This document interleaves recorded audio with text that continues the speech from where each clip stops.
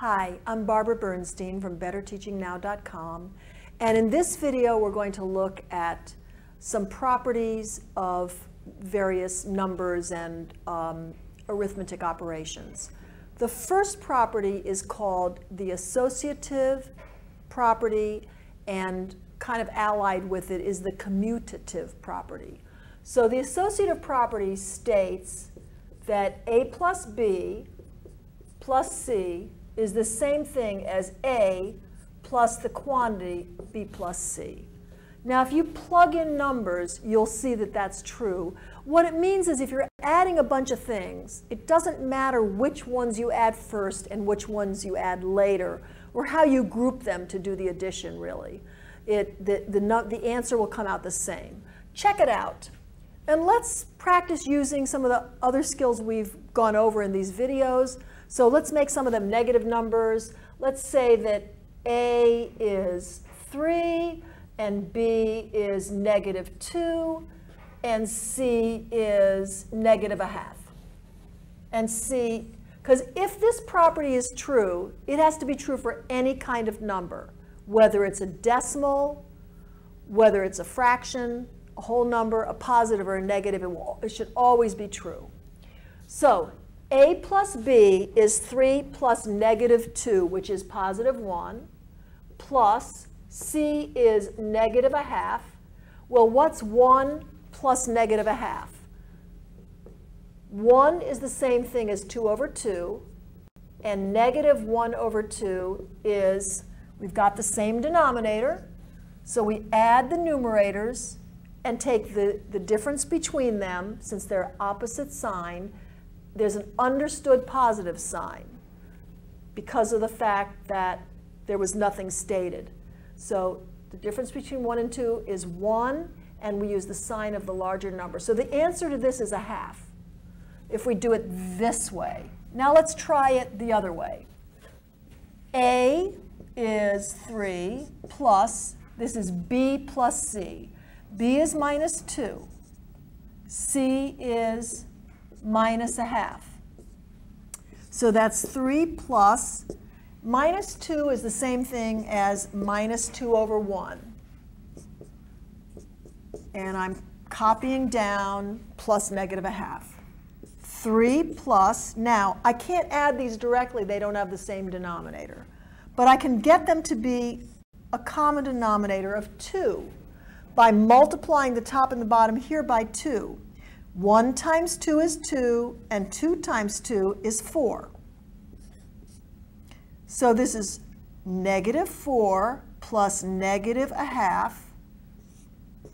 And so this is 3 plus -4 halves, and -1/2 is -5/2.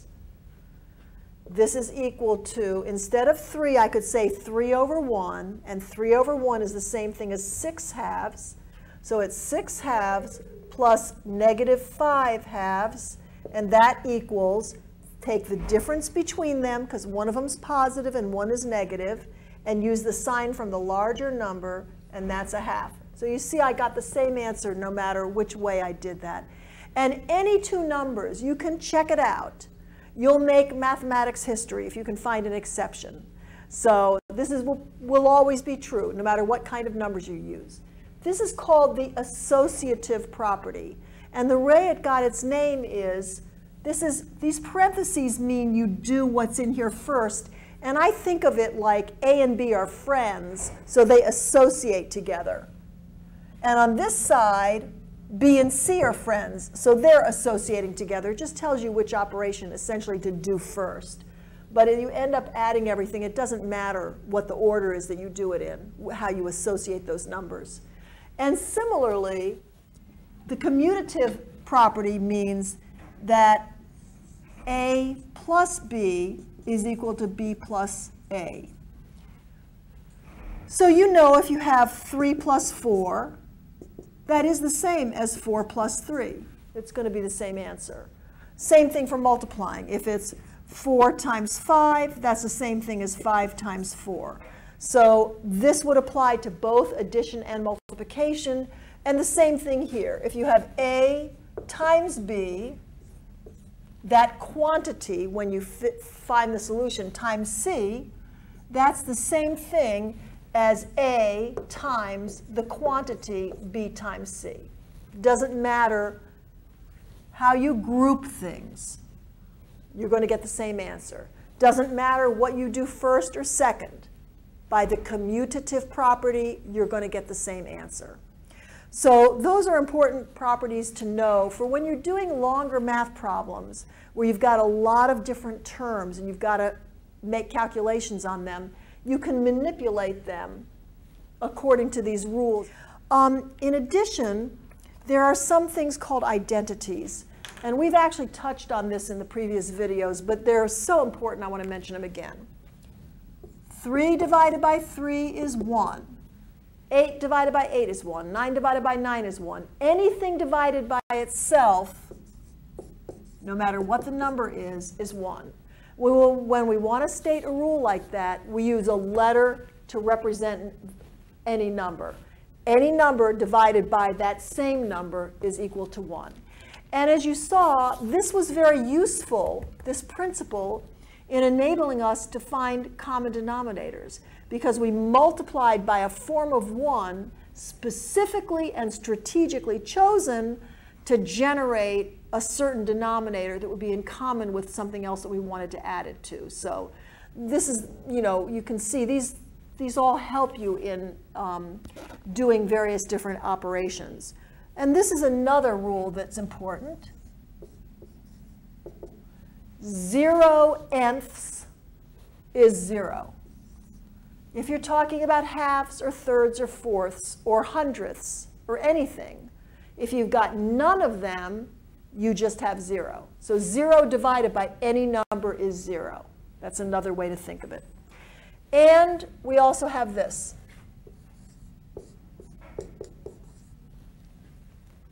Any number divided by 1 is itself. 5 divided by 1 is 5. 8 divided by 1 is 8, etc., etc. Okay, and these are also some properties of some importance. If you have any number and you add 0 to it, you just have that number. And likewise, if you have any number and you multiply 1 by it, you also just have that number. 1 times anything is itself. Okay, the next rule is something that I learned when I was going to school this way. So this is like a little memorization aid, which is called a mnemonic device. Just to help you remember, we call this My Dear Aunt Sally. M for my, D for dear, Aunt, A for Aunt, and Sally. And what this represents is the order of operations when you're doing calculations. So let me show you what that means. So suppose you have some expression like this. 3 plus 8 minus 4 times 2 over 12 minus 8 plus 2 and a fourth. My Dear Aunt Sally stands for multiplication, division, addition, and subtraction, and we always do our calculations in that order unless there's a parentheses that indicates to do it in some other order. We kind of respect any parentheses and do what's within the parentheses first, but lacking guidance from any parentheses, this is the order of operations. So here we have an expression. How do we simplify that? We're going to do any multiplications first. This plus this minus, all right, here's a multiplication. 4 times 2 is 8. So this is equal to 3 plus 8 minus 8. And on the bottom, we've got subtracting and adding. We'll do the addition first, although we could change it to plus and negative, and then we've got all addition. But let's just do it that way. It's 12, and this is, I'm going to change this to plus and negative. I just think it's less confusing. Okay, so this is 12. Let's do the 12 plus negative 8 is positive 4. We take the difference between the numbers and use the sign of the larger, and we're adding to it 2 1/4. So this is 3 plus 8 minus 8 is 0, so it's just 3. 3 plus 0 is just 3. And on the bottom, I've got 4 plus 2 1/4, which is 6 1/4. This could also be expressed as 3 over 1 divided by, this is going to be 6 ones and another quarter, which is 24 fourths plus another fourth. So this equals 3 over 1 divided by, that's 25 fourths, and this is equal to 3 over 1 times 4 25ths. So this is 12 25ths. That's what this is equal to. But we had to make sure we did the multiplication this first. I kind of think of that like that multiplication is terms stuck together. That you have to do that, then you do any additions and subtractions. But if you change any subtractions to adding a negative, you've got all adding, and I think you're less likely to make a mistake when you do that. Okay, that's the end of this lesson. Thanks.